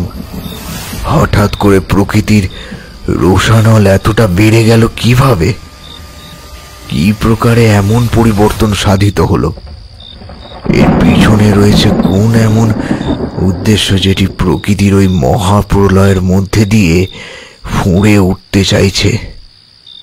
কি আছে এসবের অন্দরে? দেখলাম মন্দিরের ঘণ্টাগুলি আন্দোলিত হতে শুরু করেছে, আর সামনেই আবির্ভাব ঘটেছে এক মহামানবের। জটাধারী এক উপখ্যান, এক বিশ্ব মানবের উন্মোথন দেখতে পাচ্ছিলাম আমি। বিশালাকায় চেহারা সেই ব্যক্তি গলার মুন্ডমালা পরিধান করে দেবীর বেদির দিকেই অগ্রসর হচ্ছিলেন। ওনার পদধ্বনির সাথেই ভেসে আসছিল এক বিশেষ শব্দ। সেই শব্দের মধ্যে ছিল আগমনীর বার্তা। মনে হলো ওনার আগমন শুভের পরিবর্তে অশুভের সংকেতকেই ডেকে আনবে। এমন চিন্তা মনের মধ্যে উদয় হওয়ার সাথে সাথেই মারাত্মকভাবে ঘাবড়ে গেলাম আমি। ভাবলাম বিষয়টা একবার জমিদার মশাইকে গিয়ে বললে কেমন হয়, কিন্তু তারপরেই মনে হলো গ্রামের এত মানুষ এই ব্যক্তিকে নিয়ে নিজেদের মধ্যে আলাপ আলোচনা করছেন, সেই সঙ্গে প্রকৃতির অবস্থাও একেবারেই বদলে গিয়েছে। দেবীর আবাহনের সময়ও আসন্ন, কাজেই এমতাবস্থায় পূজার কাজে বিঘ্ন দেওয়ার কোনো প্রশ্নই ওঠে না। আমিও তাই আর পা বাড়ালাম না, সেখানেই দাঁড়িয়ে স্থির চিত্তে অপেক্ষা করতে লাগলাম। এই অপেক্ষার মধ্যে ছিল না কোনো শান্তি। এক পরিযায়ীর মতন আমি সেখানে উপস্থিত ছিলাম ঠিকই, তবে সর্বদাই মনে হচ্ছিল ভয়ঙ্কর কিছু ঘটতে চলেছে। গোরানাথ দেবীর সম্মুখে এসে দাঁড়াতেই ঘণ্টার ধ্বনির শব্দ আপনা থেকেই আরো গতি নিল। তিনি দেবীর দিকে লাল আবির ছুঁড়ে দিতে দিতে উচ্চস্বরে বলতে থাকলেন, তোর পায়ে ওই লাল আবির আমি অর্পণ করতে চাই মা। এই নে আমার অর্ঘ্য, তুই গ্রহণ কর। তুই প্রসন্ন হলে গোটা জগৎ প্রসন্ন থাকবে। তুই যে কাল হারিনি, সময়ের থেকে দ্রুত তুই। তোর শক্তি, তোর ক্ষমতা যে মৃত মানুষের শরীরেও প্রাণ ফিরিয়ে দিতে পারে, এতটাই ক্ষমতার অধিকারিণী তুই। তোকে আমার প্রণাম, এই সন্তানের বিনম্র প্রণাম তোকে। তোর পায়ে আমি নিজেকে অর্পণ করতে চাই মা। তুই এভাবেই আমাদেরকে রক্ষা কর মা, রক্ষা কর। সাথে সাথে ওখানে উপস্থিত গ্রামের মহিলারা সমস্বরে উলুধ্বনি দিতে শুরু করলেন। এরপরেই জোরে জোরে ঢাক, ঢোল ও কাঁসর ঘণ্টা বাজতে শুরু করলো। মনে হলো দেবী যেন সত্যিকারের প্রসন্ন হয়েছেন। এরপরেই গোরানাথ তার সামনে থাকা যজ্ঞের বেদিতে অগ্নি নিক্ষেপ করলেন। দাউ দাউ করে জ্বলতে থাকলো যজ্ঞের আগুন। উনি দেবীকে উদ্দেশ্য করে বললেন, নে মা, তোকে আমি নিজের রক্ত দিয়ে অর্ঘ্য প্রদান করব। এই বলে গোরানাথ নিজের হাতে কিছুটা অংশ কেটে ওই যজ্ঞের আগুনে অর্পণ করে দিলেন। আবারও আগুনের শিখা সতেজ তেজ ধারণ করে দাউ দাউ করে উদিত হলো। কি ভয়ঙ্কর সেই দৃশ্য! মনে হলো দাবানলের শিখার তেজ যেন দেবীর মুখমণ্ডল ভেদ করে একেবারে তার চোখে প্রবেশ করেছে। সেই আগুনের ঝলক দেবীর দু চোখের উপরে পড়তেই মনে হলো ওই মূর্তিতে প্রাণ প্রতিষ্ঠিত হয়েছে। দেবী স্বয়ং ওই স্থানে পদার্পণ করেছেন। তিনি সমস্তটা দেখতে পারছেন। গ্রামের প্রতিটি মানুষকে চয়ন করতে পারছেন তিনি। তার মুখমণ্ডলের সেই দীপ্তি তার সত্তাকে আরো প্রকৃষ্ট করে তুলছে। উফ, কি যে ভয়ঙ্কর ছিল সেই দৃশ্য! ভাষায় প্রকাশ করতে পারবো না বিভূতি, ভাষায় প্রকাশ করতে পারবো না। এখনো ভাবলে গায়ের রোম একেবারে খাড়া হয়ে যায়। বুকের ভিতরটা আন্দোলিত হতে থাকে। মনে হচ্ছিল সাক্ষাৎ মা এসে দাঁড়িয়েছেন। কি জ্যোতির্ময় সেই রূপ! কাঁসর ঘণ্টার শব্দ ক্রমে ওই পরিবেশটিকে আরো আলোড়িত করে তুলতে শুরু করলো। গ্রামের মহিলারা উলু দিয়ে দেবীকে সম্মাননা প্রদর্শন করতে লাগলেন, আর সেই সাথেই জারি রইল গোরানাথের মন্ত্র পাঠের শব্দ। ওম ক্লীম কালিকায় ওম হ্রিম কালভৈরবী নমো নমঃ। ওম হ্রিম কালিকায় ক্লূম ক্লীম কালভৈরবী নমো নমঃ। ওম ক্লীম কালিকায় ওম রোম হ্রিম কালভৈরবী নমো নমঃ। ওম হ্রিম ক্লীম কালিকায় ওম ক্লীম কালভৈরবী নমো নমঃ। এক নাগাড়ে মন্ত্রপাঠ করতে থাকলেন ওই তান্ত্রিক। হঠাৎ নজর গেল অবনীর দিকে। দেখলাম সে ওই স্থানে দাঁড়িয়ে কিছুটা ইতস্তত অনুভব করছে। জমিদার মশাই অনেক করে তাকে কিছু একটা বোঝানোর চেষ্টা করেই চলেছেন। আমি সামনে দাঁড়িয়ে থাকা পুরোহিতকে বিষয়টি জিজ্ঞাসা করতেই দেখলাম উনিও ওদিকে ইশারা করেই বললেন, জমিদার বাবুই বা আর কি করবেন, কিছুই করার নেই। মা মরা ছেলে, ওর একটা দিদিও আছে শর্মা, সে বিবাহ করেননি, নিজের পরিবারকেই সন্তানের মতন আগলে রেখেছেন, আর আগলে রেখেছেন এই ভাইটাকে। তবে ছেলে কারুর কথা শোনে নাকি? সে তো আপন মর্জির মালিক। সে যদি কারুর কথা শুনতই তাহলে এমন পরিস্থিতি কোনো দিন হতো না। যাক, ওই ছেলের সাথে কেউ পেরে উঠবে না। আমি বলেছিলাম না, সবে পুজোর কাজ শুরু হয়েছে আর এখনই দেখো ওই ছেলে দৌরাত্ম্য শুরু করেছে। এইভাবে কি হয়? পুরোহিত মশাইয়ের কথা শুনে আমি বললাম, সে তো অবনীর অবস্থা দেখেই বুঝতে পারছি, কিন্তু এখন এই পরিস্থিতির হাত থেকে ওকে সামলাবে কে? পুরোহিত মশাই বললেন, এই বিষয়ে আমি কিছুই বলতে পারবো না। বাবু নিজেই গোটা ব্যাপারটা দেখছেন এবং এত কাল ধরে সন্তানকে রক্ষা করার চেষ্টা করে আসছেন। এখন এই পরিস্থিতিতে যদি দেবীর পূজার কাজে কোনো রকম ভাবে বাধার সৃষ্টি হয়, তাহলে সেটি শুধুমাত্র জমিদারের পরিবারের ক্ষেত্রেই নয়, গোটা গ্রামের ক্ষেত্রেই নতুন করে এক ত্রাসের সঞ্চার ঘটতে পারে। এই বিষয়টির প্রতি সত্যিই আমাদের গুরুত্ব আরোপ করতে হবে। কথাগুলি বলার পরই পুরোহিত মশাই চুপ করে গেলেন। এরপরে আমিও পুজোর কাজে মন দিলাম। দেখলাম গোরানাথ আরতি করে চলেছেন। দেবীর মুখটা আরো জলজল করে উঠেছে। এমন সময় প্রকৃতি পুনরায় অস্থির হয়ে উঠল। সামান্য সময়ের জন্য প্রকৃতি কিছুটা হলেও শান্তি পেয়েছিল, কিন্তু হঠাৎ করে পুনরায় এমন দূরতিক্রম্য পরিস্থিতি তৈরি হলো কি করে? এটা ভাবতেই আমি অস্থির হয়ে উঠলাম। এরপরে এদিকে ওদিকে নজর ঘুরিয়ে দেখতে শুরু করলাম।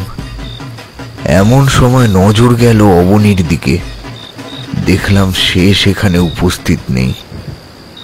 জমিদার মশাই বিষয়টি লক্ষ্য করেননি। তার আগেই অবনী ওই স্থান ত্যাগ করে চলে গিয়েছে। সাথে সাথেই ঘটল এক ভয়ঙ্কর ঘটনা। দেবীর রোষাগ্নির শিকার হলো গোটা গ্রাম। দেবী তার চক্ষু দ্বারা গ্রামটিকে যেন ভস্ম করে দিতে উদ্যত হলেন। চারিদিকে দুমদুমির শব্দ বাজতে শুরু করলো। দেবীর অনরঙ্গিনী মূর্তি ধারণ করে পুনরায় তার চক্ষু দ্বারা অগ্নি বর্ষণ করতে শুরু করলেন। পরিষ্কার শুনতে পেলাম দেবী কণ্ঠে ধ্বনিত হওয়া শব্দ, অনলে বন্দী হবে সে, শেষ হতেই হবে। অনলে বন্দী হবে সে, তাকে শেষ হতেই হবে। প্রচন্ড জোরে ঝড় উঠল। সেই সাথে মেঘের গর্জন শোনা যেতে লাগলো। দেখলাম গোরানাথ নিজেও অস্থির হয়ে উঠেছেন। তিনি গ্রামবাসীদের উদ্দেশ্য করে বলতে লাগলেন, এখানে অনর্থ ঘটে গিয়েছে। দেবী রুষ্ট হয়েছেন। দেবীর রোষানলের হাত থেকে আর কেউ গ্রামকে রক্ষা করতে পারবে না। আমি বারবার তোমাদের সকলকে সাবধান করেছিলাম, কিন্তু সেই কিছু না কিছু একটা অনর্থ ঘটেই গেল। কোথায় সেই জমিদার, জমিদার জগৎ নারায়ণ? আমার সামনে এসে উপস্থিত হও। আমি কেন, কেউ আজ দেবীকে শান্ত করতে পারবে না। দেবীর প্রশান্ত রূপ ফিরে পেতে গেলে বলি দিতে হবে। দেবী বলি চাইছেন, উনি বলি পেলে তবেই সন্তুষ্ট হবেন। পুনরায় আবার দেবী কণ্ঠে সেই শব্দটি প্রতিধ্বনিত হতে শুরু করলো। অনলে বন্দী হবে সে, শেষ হতেই হবে। অনলে বন্দী হবে সে, তাকে শেষ হতেই হবে। এরপরেই ভয়ঙ্কর শব্দে কেউ হাসতে শুরু করলো।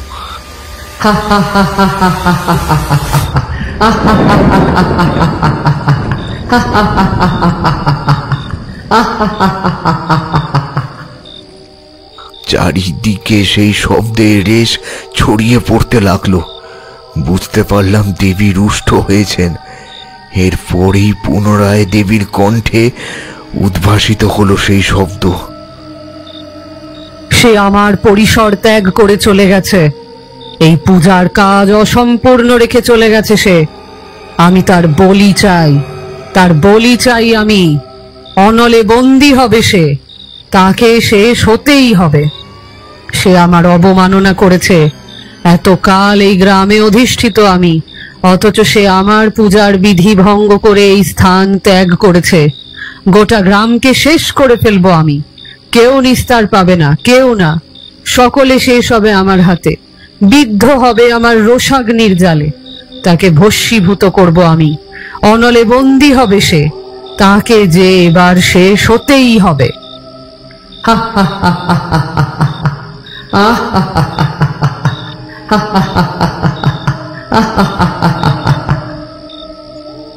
দেখলাম গোরানাথ পাগলের মতন স্থান থেকে স্থানান্তরে ছুটে বেড়াচ্ছেন।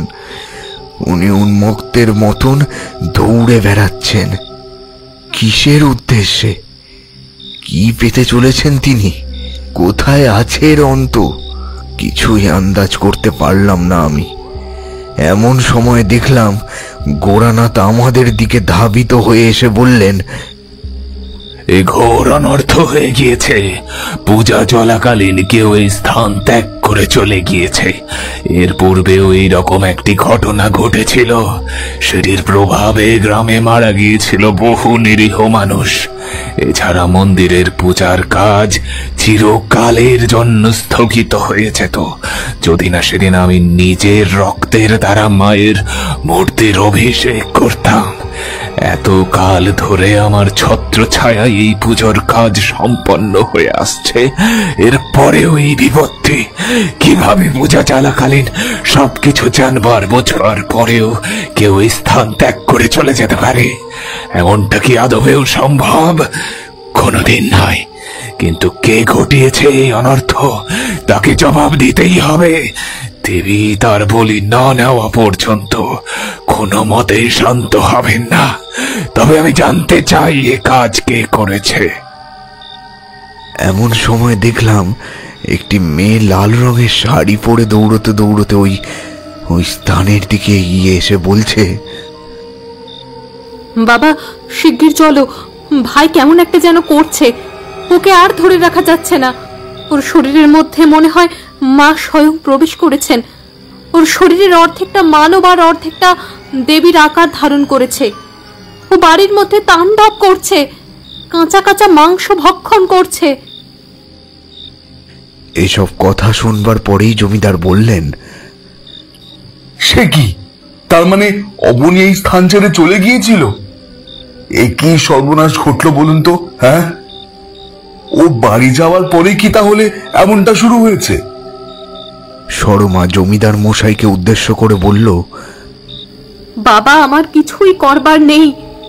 যেভাবে পরিস্থিতি অন্যদিকে ঘুরে যাচ্ছে, আমার মনে হচ্ছে দেবী ভাইকে শেষ করে ফেলবেন। উনি যে ভীষণ রকম ক্রুদ্ধ। আমি ওকে বারবার করে বলে দিয়েছিলাম, সমস্ত নিয়মের কথাও সে জানতো। এরপরেও সে আমার কথার অগ্রাহ্য করেছে। ও বলল ওর ভালো লাগছিল না বলেই ও এই স্থান ত্যাগ করে চলে গিয়েছে, কারণ ওর এসব পূজা অর্চনায় মন বসে না। সরমার মুখে এসব কথা শুনে অত্যাধিক ক্রোধান্বিত হয়ে এগিয়ে এলেন গোরানাথ। এরপরে তিনি সরমাকে উদ্দেশ্য করে বললেন, তুই চুপ কর ভাবি। তোর মুখ দিয়ে এই বিষয়ে কোনো অন্যায্য কথা যদি শুনেছি, তাহলে আমি তোকে অভিশাপ দিয়ে এখানে কীট বানিয়ে দেব। আগামী 7 জন্ম ধরে তুই লোকের পদপিষ্ট হয়ে মারা যাবি। তোরা হলি মূর্খের দল। মায়ের শক্তির কথা তোদের জানা নেই। এ বিশ্ব চরাচরে তার থেকে অধিক শক্তিশালী আর কেউ নেই। আর সেই দেবীকেই কিনা তোরা তুচ্ছ করেছিস, এই দেবীকেই তোরা অবমাননা করেছিস। তোর ভয়ের রক্ষা নেই, দেবী তার বলি নেবেন। জমিদার বাবু অস্থির হয়ে পড়লেন। এরপরে গোরানাথের কাছে এসে মিনতি করে বললেন, তান্ত্রিক বাবা, আমার যে একমাত্র সলতে, ও ছাড়া যে বংশে বাতি দেবার আর কেউ নেই। আমি কি নিয়ে বেঁচে থাকবো বলুন তো? ওকে যে করে হোক বাঁচান, না হলে সবটাই যে শেষ হয়ে যাবে। আর কোনোভাবেই রক্ষা করতে পারবো না আমি মানছি আমার সন্তান অজান্তে মস্ত বড় ভুল করে ফেলেছে। আসলে বিলেতে মানুষ হওয়ার ফলে এসবের প্রতি ওর তেমন কোনো ঝোঁক নেই। ফলে এতবার করে বোঝানোর পরেও ও কোনো স্বচ্ছ ধারণা তৈরি করতে পারেনি। আপনি আমাকে ক্ষমা করুন প্রভু, দয়া করুন। ওকে যদি বলি দেন তবে আমি কি নিয়ে থাকবো? আমিও যে শেষ হয়ে যাব, সমূলে শেষ হয়ে যাব। এমন সময় পুরোহিত মশাই এগিয়ে এসে বললেন, আপনার সন্তান কেবল বিপদ ডেকে আনেনি, সে গোটা গ্রামের মানুষের বিপদের কারণ হয়ে দাঁড়িয়েছে। দেবী আদেও তার বলি পেলেই যে সন্তুষ্ট হবেন, এটা আপনি কেন এখানে থাকা কেউই নিশ্চিতভাবে বলতে পারবে না। এখন পরিস্থিতি সম্পূর্ণরূপে হাতের বাইরে চলে গিয়েছে। আমি কোনোভাবেই আর কিচ্ছু করতে পারবো না। গোরানাথ বাবার শরণ নিতে হবে আপনাকে, আমাদের সকলকে। আমি অনেকক্ষণ ধরেই বিষয়টা লক্ষ্য করছিলাম। এরপরে দেখলাম গোরানাথ বললেন, একটা উপায় আছে, তবে সেটা কার্যকরী হবে কিনা আমি জানি না। আমি নিজেই নিজের আহুতি প্রদান করতে পারি। দেবীর সামনে যদি আমি নিজেকে শেষ করে ফেলি, তোর ছেলের পরিবর্তে যদি দেবীর রোষানলের দ্বারা নিজেকে ভস্মীভূত করাতে পারি, তাহলে দেবীর কোপ শান্ত হতে পারে। তিনি কুপিত হয়েছেন, এমাথাবস্থায় কোনো তন্ত্র শক্তি কাজে দেবে না। তুই এক কাজ কর, তোর ছেলেকে এখানে নিয়ে আয়। ওকে এখানে নিয়ে এসে দেবীর সামনে ক্ষমা চাওয়াতে হবে। আমি এতকাল নিষ্ঠা সহকারে দেবীর পূজা করে এসেছি, কোনোদিন পূজার কাজে বিঘ্ন ঘটতে দিইনি, কিন্তু আজকে আবার সেই চরমতর ঘটনার পুনরাবৃত্তি ঘটেছে। এই অবস্থায় আমি স্থির থাকতে পারছি না। আমার আহুতি, সেই সাথে তোর ছেলের ক্ষমা চাওয়া, এই দুইয়ের দ্বারাই দেবীকে শান্ত করা সম্ভব। সরমা বলল, কিন্তু বাবা, ওকে যে নিয়ে আসা একেবারে অসম্ভব। সে যে ধর্তব্যের একেবারে বাইরে বেরিয়ে গিয়েছে। ওর শক্তির সাথে পেরে ওঠা এক প্রকার অসম্ভব। ওর শরীরের মধ্যে প্রবেশ করেছে এমন কোনো শক্তি যেটির সাথে কোনো সাধারণ মানুষের লড়াই করার কাজ এক প্রকার অসম্ভব। আমি কোনোভাবেই পেরে উঠব না। এই সময় আমি এগিয়ে এসে বললাম, বেশ, তবে আমি একবার চেষ্টা করে দেখতে পারি। জানি না কতখানি সম্ভব হবে, তবে এই অসম্ভবকে টলাতেই হবে, নইলে যে সবকিছু ছাড়খাড় হয়ে যাবে। আমাকে একবার সুযোগ দিন জমিদার বাবু। আমি নিজের সাধনার দ্বারা অর্জিত শক্তির প্রয়োগের মধ্যে দিয়েই এই বিষয়টির মীমাংসা করতে চাই, অন্তত চেষ্টা করতে চাই। আমার স্থির বিশ্বাস আমি পারবো, পারতে যে আমাকে হবেই। দেখলাম গোরানাথ সহ সকলেই আমার মুখের দিকে তাকিয়ে রয়েছেন। ওদিকে বাতাসের তীব্রতার পাশাপাশি মেঘের গর্জনের শব্দও ক্রমশ বৃদ্ধি পেতে শুরু করলো। আমি আর সেখানে দাঁড়িয়ে রইলাম না, গোরানাথ ওই স্থান ত্যাগের পূর্বে আমার কাছে এসে বললেন, আপনারা ওকে এখানে নিয়ে আসা না পর্যন্ত এখানেই অপেক্ষা করব। যান, তাড়াতাড়ি ওকে নিয়ে আসুন, না হলে দেবীর কোপের কবল থেকে আজ কেউ রক্ষা পাবে না। সেদিন আমি আর কোনো দিকে না তাকিয়ে জমিদারকে ও কিছু গ্রামবাসীদেরকে সাথে নিয়ে এগোতে শুরু করলাম। জমিদার ভিটেতে পৌঁছে আমি দেখলাম সেখানে সবকিছু একেবারে তছনছ হয়ে গিয়েছে। উপরের দিকে তাকাতেই নজরে পড়ল রক্তের দাগ। দেখলাম একটি ত্রিশূল পড়ে রয়েছে। জমিদার মশাই বললেন, সর্বনাশ, মায়ের ত্রিশূল এখানে এলো কিভাবে? এও কি সম্ভব? তাহলে কি এদেরকে মা মেরে ফেলেছেন? হায় হায় হায়, আমার ছেলেটাকে এভাবে শেষ করে দিলে মা। ও যে অবুঝ, ও যে না বুঝে এভাবে অন্যায় করে ফেলেছে। ওর কি অপরাধ? ওকে এভাবে শেষ হতে দিও না মা, ওকে এভাবে শেষ হতে দিও না। আমি দুটো পায়ে পড়ি মা, দুটো পায়ে পড়ি তোমার। জমিদার জগৎ নারায়ণ কাঁদতে থাকলেন, কিন্তু আমি জানতাম এর হাত থেকে নিস্তার পাওয়ার আর কোনো উপায় নেই। অন্যদিকে তান্ত্রিক গোরানাথ আমার প্রতীক্ষায় ছিলেন। অথচ সামনে অবনীর পরিবর্তে নজরে পড়ল রণরঙ্গিনী মাতৃমূর্তি। দেখলাম অবনীর শরীরের একটা অংশ মাতৃকার রূপ ধারণ করেছে, আর অপর অংশ রয়েছে পুরুষস্থিত। বুঝতে পারলাম ওর দেহে মা ভর করেছেন। ও আমাদের সকলকে দেখে পুনরায় চিৎকার করতে শুরু করল। সেই শব্দ চারিদিকে বিস্তারিত হয়ে পড়ল। ঘরের জিনিসপত্রগুলি স্থান থেকে স্থানান্তরে ছিটকে পড়ে যাচ্ছিল। চোখের সামনে প্রত্যক্ষ করছিলাম সেই তাণ্ডব লীলা। ভয়ে সারা শরীর কাঁপতে শুরু করেছিল। এমনটাও যে কখনো হতে পারে সেটা কোনোদিনও ভেবে উঠতে পারিনি। আমি মায়ের মূর্তি পূজায় বিশ্বাস করতাম না, কারণ আমি সর্বদাই বিশ্বাস করতাম ওই মূর্তির মধ্যে থাকা অন্তরাত্মাটিকে। সেটি হলো জগৎ মাতৃকার প্রকৃত রূপ। সেবারে আমাকে মায়ের যে ভয়ঙ্কর রূপের মুখোমুখি হতে হয়েছিল তা আমি আজও ভাবলে আমার হৃদস্পন্দন স্তব্ধ হয়ে আসতে চায়। আমি এতকাল ধরে বহু প্রেতের সাথে লড়াই করেছি। তাদের শক্তির সাথে লড়তে লড়তে নিজেকেই কোথাও তাদের মধ্যে খুঁজে পেয়েছি। মানুষের শুভ এবং অশুভ চেতনায় সংমিশ্রণকে নিজের চোখে অবলোকন করতে পেরেছি। কিন্তু সেই ধারণা, সেই ভাবনা যে কতিপয় সাধারণ মানুষের বোঝার ঊর্ধ্বে থেকে গেছে, সেটি অবনীর ওই ভয়ঙ্করতা আমার চোখের সামনে পুনরায় প্রমাণ করে দিয়েছিল। আমি সকলকে উদ্দেশ্য করে বললাম, আপনারা এখন এখান থেকে সরে দাঁড়ান। এক বিশেষ মন্ত্রপাঠের মাধ্যম দিয়ে আমায় অবনীকে শান্ত করবার চেষ্টা করতে হবে। ওকে এই মুহূর্তে শান্ত করতে না পারলে আমরা সঙ্গে করে নিয়ে যেতে পারবো না। যতক্ষণ না পর্যন্ত ওর শরীরের মধ্যে থাকা ওই ঊর্জা শান্ত হচ্ছে, ততক্ষণ পর্যন্ত সে অবনীকে ওইভাবেই তিলে তিলে শেষ করতে থাকবে। সেই সবটা বুঝতে পেরেও এর প্রতিকার খুঁজে পাবে না, কারণ সেই প্রতিকার ওর জানা নেই। তারানাথ থামলেন। এরপরে কিশোরী তাকে উদ্দেশ্য করে জিজ্ঞাসা করল, এরপর কি হয়েছিল ঠাকুরমশাই? আমি তো এতদিন জানতাম ঈশ্বর সর্বদা মঙ্গলময় হন। উনি যদি কখনো কোনো ভয়ঙ্কর মূর্তি ধারণ করেও থাকেন, তবে সেটি অশুভের নাশ করবার জন্য।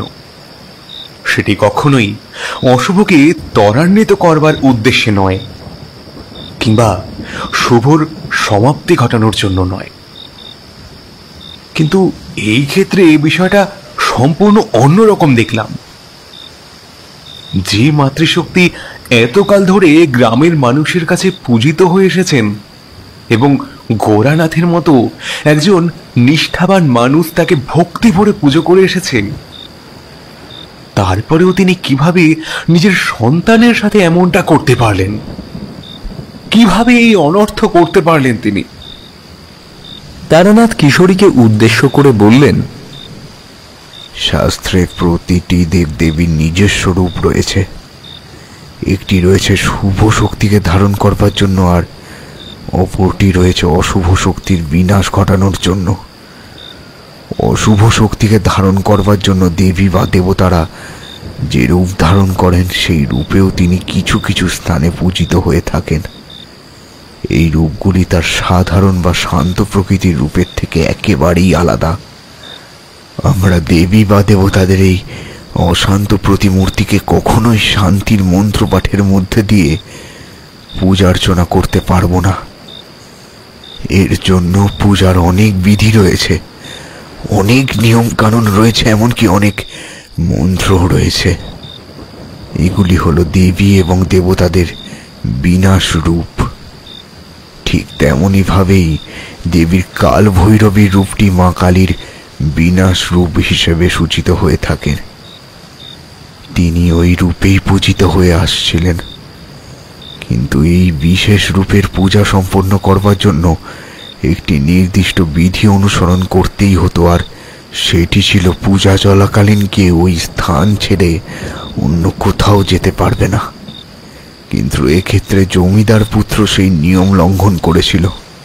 তার প্রভাবেই কুপিত হয়েছিলেন দেবী, আর জমিদারের সন্তানের বলি চেয়েছিলেন। এখন থেকেই অধৈর্য হয়ে পড়ছো কিশোরী। পরবর্তী বিষয়টি জানতে পারলে তোমরা হয়তো চকিত হয়ে পড়বে। আমি তারানাথকে উদ্দেশ্য করে বললাম, দয়া করে বলুন এরপরে কি হয়েছিল। তারানাথ পুনরায় বলতে শুরু করলেন, দেখলাম চোখের সামনে সবকিছুই ধোঁয়াটে বর্ণ ধারণ করেছে। ওই স্থানে যে কোথা থেকে এত হাওয়া প্রবেশ করতে শুরু করেছিল বুঝতে পারলাম না।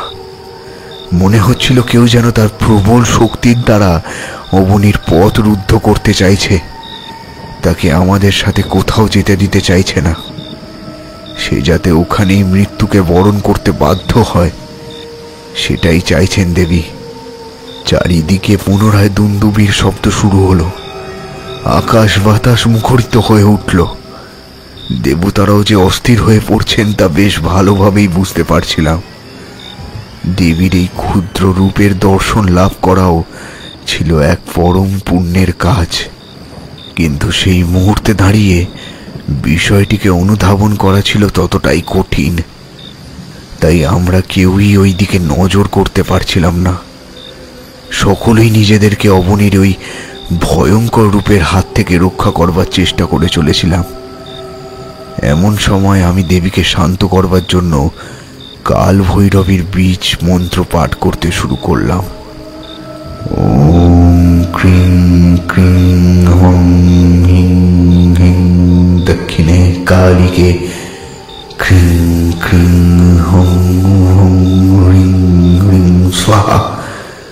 ওম কালী কালী মহাকালী কালীকে পাপহারিণী ধর্মার্থ মুখ্যদে দেবী নারায়ণী নমস্তুতে।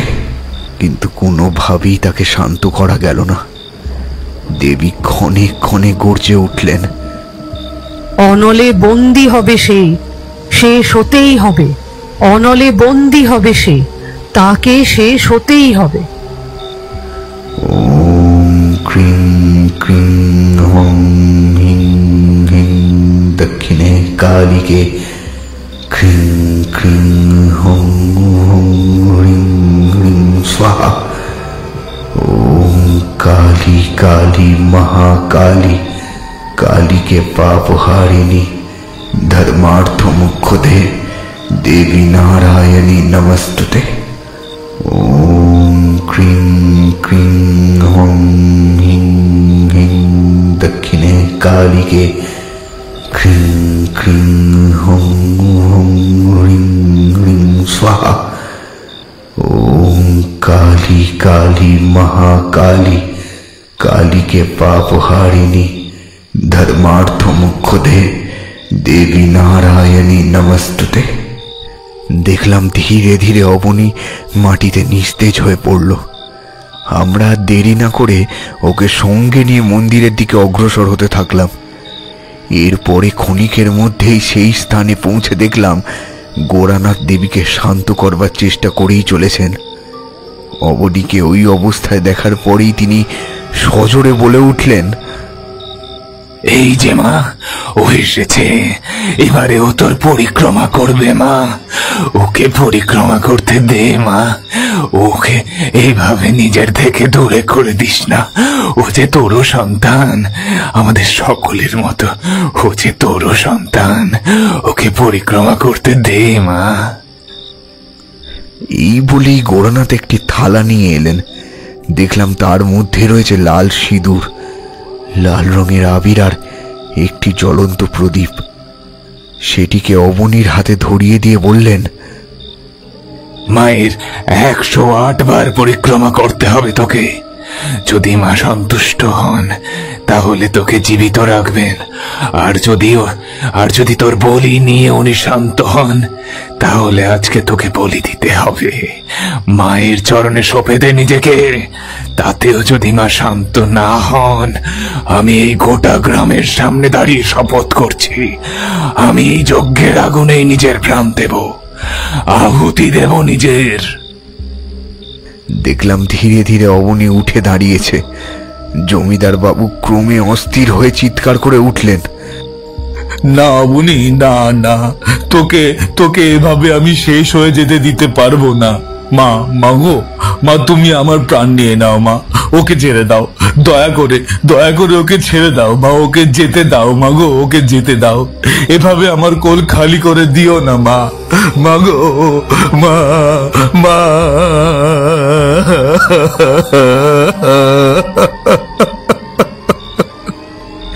এরপরে হাউ মাউ করে কাঁদতে থাকলেন জমিদার মশাই। মা।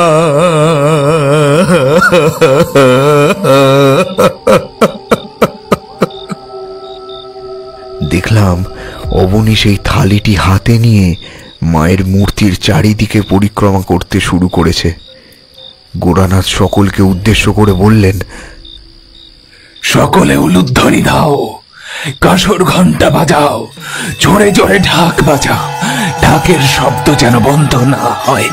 দেবীকে শান্ত করবার জন্য আমাদের সচেষ্ট থাকতে হবে। জোরে জোরে ঢাক, কাঁসর, ঘন্টা বাজতে শুরু করলো। অবনী খালি পায়ে ওই দেবী মূর্তির চারিপাশে প্রদক্ষিণ করতে লাগলো। কিন্তু সবশেষে ঘটল এক মহাবিপর্যয়। দেখলাম দেবীর চোখ থেকে রোষাগ্নি নির্গত হচ্ছে। তার লাল টকটকে দুটি চোখ থেকে আগুন বেরিয়ে এসে অবনীকে বশীভূত করে দিল। নিমেষে অবনীর শরীরটা পুড়ে ছাই হয়ে গেল। গ্রামের লোকেরা সকলে হই হই করে উঠলেন। জমিদার বাবু জ্ঞান হারালেন। আমি সেদিকে এগোতে যাব এমন সময়ে গোরানাথ আমার পথ অবরোধ করে দাঁড়ালেন। এরপরে বললেন, না, দেবী ওর আহুতি নিয়েছেন, উনি এবারে সন্তুষ্ট হবেন, উনি এবারে শান্ত হবেন। উনি নিজের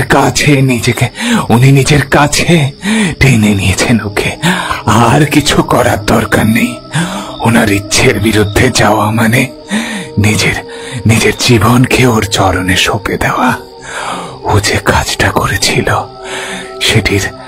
সেটির শাস্তিও পেয়েছে, এখন আর কিছুই করার নেই।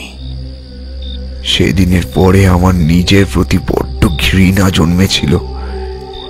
যে ঈশ্বরের পূজা করে এসেছি তার এমন ভয়ঙ্কর রূপের দর্শন পেয়ে আমি বেশ কিছুদিন পূজার কাজ থেকে বিরতই ছিলাম।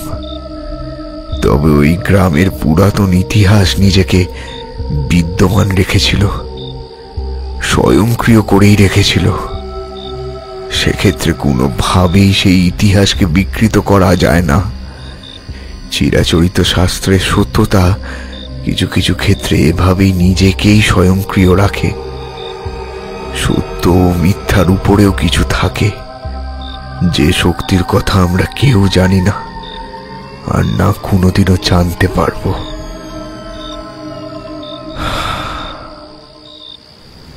কথাগুলি বলে থামলেন তারানাথ। সেদিনের এই কাহিনী আমাদের শিরায় হিমেল রক্তের স্রোত বইয়ে দিয়েছিল। সেদিন আর তাকে কোনোভাবেই বিব্রত করলাম না। চারিকে বিদায় জানিয়ে আমি ও কিশোরী বাড়ির উদ্দেশ্যে রওনা হয়ে গিয়েছিলাম। পথে আসতে আসতে এই কাহিনীর প্রতিটি সূক্ষ্মাতি সূক্ষ্ম বিষয় নিয়ে আলোচনাও করেছিলাম। অন্তিমে মনে হয়েছিল প্রতিবারের মতন এবারেও যেন তারানাথের বলা কাহিনীর মধ্যে কোথাও একটা সংক্ষিপ্ততা থেকেই গিয়েছে। কিন্তু সেটি কি?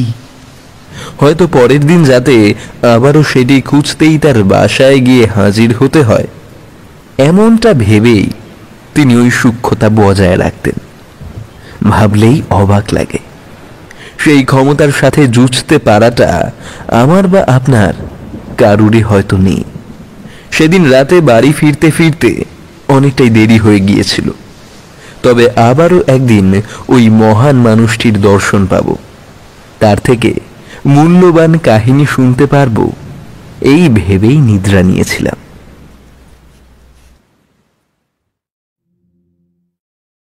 আশা করি এই গল্পের উপস্থাপনা আপনাদের মনোগ্রাহী হয়েছে।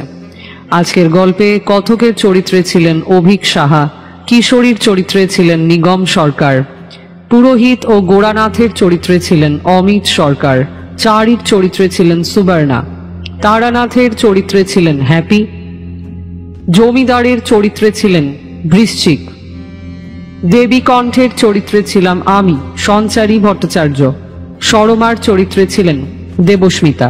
এছাড়াও সূত্রধরের চরিত্রে অভিনয় করেছি আমি সঞ্চারী ভট্টাচার্য। আজকের গল্পে ভিএফএক্স এডিটিং এবং মিক্সিং এ ছিলেন বুবাই সাহা ও পোস্টার ডিজাইনে ছিল ডলবি স্টুডিও মুম্বাই। আশা করি শাম্ভবীর তরফে আগামীতে প্রকাশিত হওয়া গল্পগুলি এইভাবেই আপনাদের মন জয় করে নেবে। এখনো পর্যন্ত যারা শাম্ভবীকে সাবস্ক্রাইব করে উঠতে পারেননি, তারা আমাদের সাবস্ক্রিপশন বাটনের পাশে থাকা বেল আইকনটিকে প্রেস করে আমাদের চ্যানেলটি সাবস্ক্রাইব করতে কিন্তু ভুলবেন না। তাহলে শুনতে থাকুন আপনাদের পছন্দের শাম্ভবী প্রোডাকশনস, যেখানে গল্প কথা বলে।